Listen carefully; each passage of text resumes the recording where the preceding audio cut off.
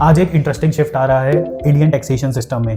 Government लोगों को old tax regime से न्यू टैक्स रिजीम में शिफ्ट कर रही है।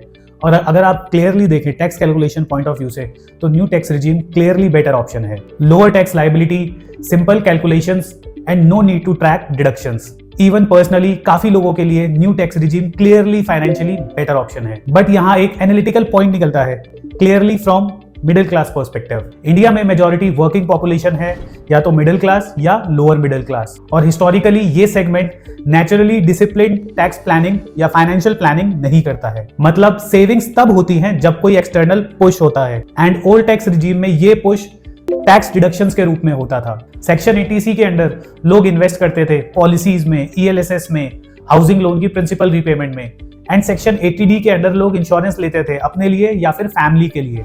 अब एक इंपॉर्टेंट क्वेश्चन निकल के आता है, क्या ये लोग ये सब इन्वेस्टमेंट्स फाइनेंशियल प्लानिंग या फिर रिटायरमेंट प्लानिंग समझ के कर रहे थे? आंसर है नहीं, उनको सिर्फ टैक्स बचाना था, तो इसलिए वो टैक्स सेविंग्स के चक्कर में ये सब इन्वेस्टमेंट कर दिया करते थे। बट उस प्रोसेस में अनइंटेंशनली लॉन्ग टर्म इन्वेस्टमेंट हो रहा था, रिटायरमेंट प्लानिंग हो रहा था, इंश्योरेंस कवरेज हो रहा था, यानी टैक्स प्लानिंग के थ्रू फाइनेंशियल प्लानिंग भी हो रही थी।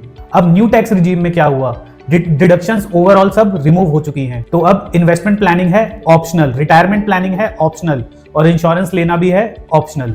सैलरी क्लास के केस में तो अब भी EPF डिडक्ट होता है, तो फोर्स्ड एलिमेंट एक है जो अभी भी उनके लिए कुछ ना कुछ अमाउंट इन्वेस्ट हो रहा है। बट फ्रीलांसर्स, बिजनेसमैन के केस में ये एलिमेंट भी नहीं है। उनके लिए न्यू टैक्स रिजीम का मतलब है टैक्स पे करो, बाकी जो इन हैंड पैसा है उसको खर्च कर दो।